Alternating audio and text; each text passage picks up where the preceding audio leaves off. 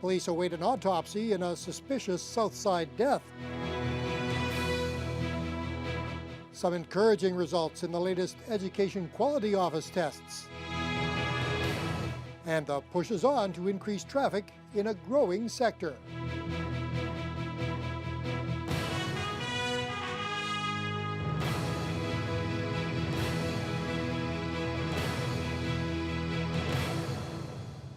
Good evening and thank you for joining us. There is still no word from Thunder Bay Police on the circumstances surrounding the death of a woman yesterday on the city's south side.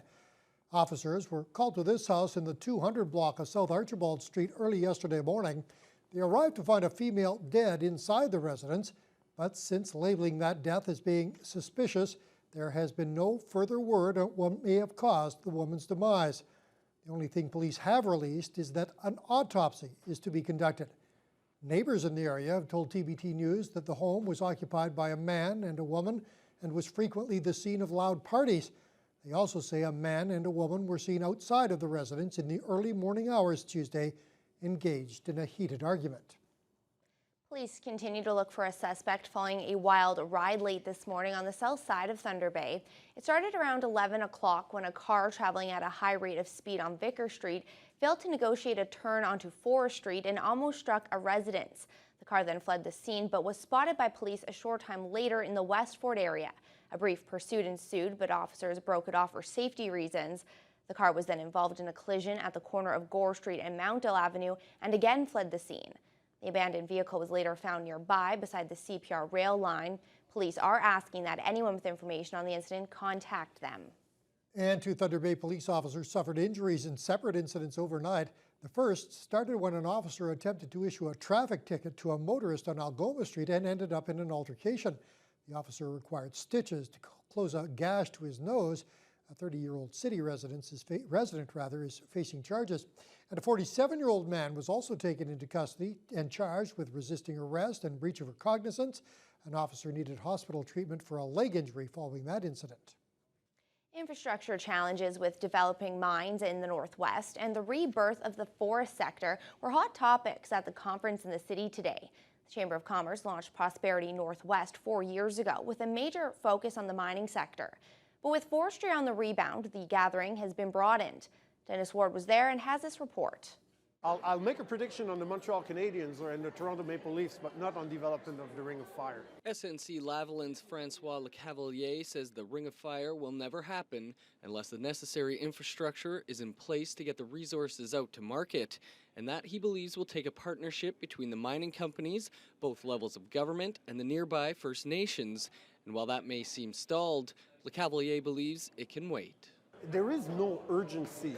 It's just that the longer you wait, the longer it takes for the economic development effect of the development. But you know that we're now in an era where mining has to respect the environment, has to respect the communities that are part of the area, and we cannot go over those interests. While mining is believed to be a major economic engine for the region in the future, there is a lot of excitement again about forestry. The sector was on its knees just a few years ago, but David Lindsay says there is a resurgence underway. The president of the Forest Products Association of Canada says the country's forest sector are developing new opportunities, and that means new jobs. We're going to need 60,000 additional employees between now and the year 2020. We did a Conference Board of Canada study. We're looking at additional products and additional markets, so $20 billion of economic activity around the world.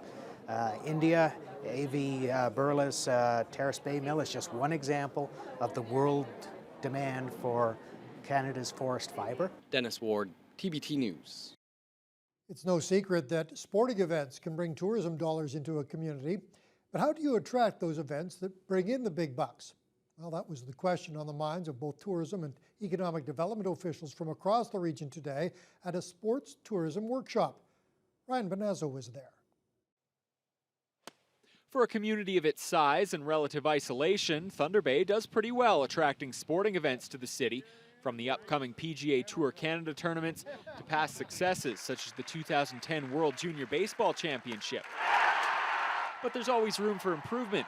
That's why tourism and economic development professionals from the city and across the region gathered at the Prince Arthur Hotel today for a workshop presented by the Canadian Sports Tourism Alliance. It starts off with developing a great strategy. So there's people here today that are going to tell you how to build a sports tourism strategy or plan. It could be simple, it could be as complicated as you want it to be, but you have to have some type of plan on how you're going to try to attract events to your community. For Northern Ontario, according to presenter Blair McIntosh of Sport Alliance Ontario, it's about playing up the differences between communities in this region and those in the south of the province. Northern Ontario has a very unique flavor to it. I mean, it's things that are just not available down in Southern Ontario. So I think that's the thing that you really need to focus on when you're going after bids is not only do you get to come up and we have, first-class facilities, first-class accommodations, but you get to experience the North, which is something that a lot of people don't get to do on a regular basis.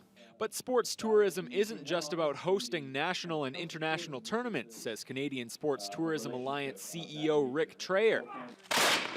Equally important are the annual homegrown events, like the Miles with the Giant Marathon and the Sleeping Giant Loppet. Look at the events that are already occurring in your community, because the room is full of people who are linked with events that in some cases have been going on for several years, and they were here first. So, and maybe learn from them and help them grow their events to a level perhaps that they haven't yet achieved. Sports tourism accounts for about $3.6 billion of annual domestic spending. Ryan Bonazzo, TBT News. The latest set of school testing results have been released by the province's Education Quality and Accountability Office. Grade 9s across Ontario were tested on 2 levels of math, while grade 10s took a standard literacy test. Here in Thunder Bay, the top high school for the literacy test was St. Ignatius, where 88% of the first-time eligible students were at or above the provincial standard. St. Pat's was close behind at 87%, followed by Hammersholt, Westgate, Superior, and Churchill at 78%. The Ontario average is 82%.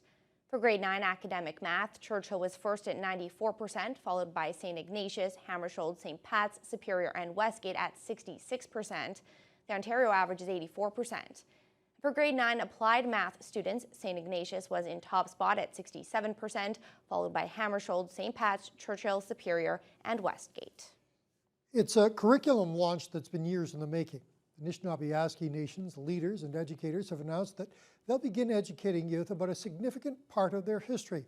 Students will now be taught about the residential school system and the impact it's had on the lives of First Nations people. Courtney Rutherford reports. Not just First Nations people, people in general, people in a greater society as well, to come together as one nation. Luke Seguch is one of the survivors of the residential school system, something that NAN Deputy Grand Chief Alvin Fiddler has deemed as a shameful part in Canadian history. At the time, Aboriginal students were under the control of church-run schools, stripped of their Aboriginal way of life, including the history, music, language, moral, and religious views. A new school curriculum launched by NAN aims to bring awareness to the matter for students in grades 9 to 12, to listen to the stories of those who survived. We want to ensure that we do it right, that we work with the survivors in our communities to ensure that their experience is reflected in the curriculum. So for us to do that, we had to take time, and it's something that we didn't want to rush through. The curriculum will include history and detailed lesson plans. It's not only being launched across the First Nation, but in time it could be seen in schools across the province. The goal is not only to help people understand what these students experienced, but to promote individual healing amongst families, communities, and elders. I think the greater society needs to understand the history and the events, and that I think through that it will promote tolerance and understanding of the two cultures. It's taken over 5 years to get to the point of launching the curriculum, and the next step for NAN leaders is to reach out to other school boards here in Thunder Bay in hopes that they will look at adapting the program in their schools. Courtney Rutherford, TBT News. Students at Westgate Collegiate had the chance to eat locally grown food in their high school cafeteria today. The program, called Farm to Caf, is a way for students to promote local food and healthy eating in their schools. The pilot project kicked off in the caf at Westgate. Students prepared a lunch of burgers, corn, and potato wedges for their peers. Lakehead Public Schools got together with the people from Roots to Harvest and some members of the Red Cross and District Health Unit to create the healthy local menu. And students say they've learned a lot from the experience. It's actually been pretty educational because we didn't really realize how many organically grown food and like how good it is for you, and it just eases a lot of people's mind knowing that it is organic and locally grown. So we've learned a lot with it. It helps out with the economy, helping your friends and family. It's also environmentally friendly, there's less shipping costs, and it's just healthier food because you know where it's coming from. In total, the ingredients for the food cost just over $3 per meal. The meal is selling for $5, which is on par with what a normal burger meal costs at the school. They are making money over and above the cost of the ingredients. What we need to do now is to crunch the numbers and say, can we support our cafeteria with that much of a profit over top of the cost of those ingredients? So that's what we'll have to work out after. Farm to Calf will occur 4 times at each Lakehead Public High School between now and early November. The project will include 2 different meals that are served twice to each school, and all the main ingredients have been produced locally. A former military medical technician has pleaded not guilty to an array of sexual assault and breach of trust charges on the first day of his court-martial in Gatineau, Quebec. James Wilkes, a petty officer second class who's now retired, was originally charged with 11 counts of sexual assault and 18 counts of breach of trust. Those charges stem from allegations of inappropriate medical exams at military recruitment sites here in Thunder Bay and in London, Ontario, from 2003 to 2009. A large number of people in Thunder Bay would like to see more recycling options. The city is currently looking at how it handles its garbage and recycling. And last night, consultants working on that plan presented some of their findings. Dennis Ward has the story. Each person in Thunder Bay creates about 460 kilograms of waste each year, but many would like to divert much of that away from the landfill. Almost half of the 700 people who have already filled out surveys on a new waste management strategy would like recycling services expanded. But there are geographical challenges and expenses to that. But Stantec Consulting's Mike McKernan says there is a lot of creativity and teamwork already happening in the city. We've discovered there's a lot of successful things going on. There's some really good news stories. There's some very innovative, creative people doing some interesting things, and hardly anybody knows about it. So one of the things we think that makes an awful lot of sense is just tell your own story. Show people by example some of the nice examples and the innovative activities that some of the local people are doing. We do a good job, but it's more about enhancing that and adding programs. So if we can enhance our recycling program to add more plastic, that's a win. So those type of things, and just looking at other materials, things like shingles or mattresses or carpets, there are places out there that are recycling those, so how can we tap into those markets? One of those looking to do something new with waste is RFDA Executive Director Volker Krom. He says he's pushing for the Food Distribution Center site to become a compost facility. I'm looking for ways where we can take food waste that we generate in our kitchen and in our gardens, in our fields, and actually turn that into something as opposed to going to landfill. I want to turn that into compost or energy or fuels that actually can be a benefit to the community. A 20-year draft plan on ways to divert solid waste will come to council with potential costs in late fall. Dennis Ward, TBT News. Drivers who need to renew their licenses may soon be able to avoid the lineups as long as they don't need a photo and meet other criteria.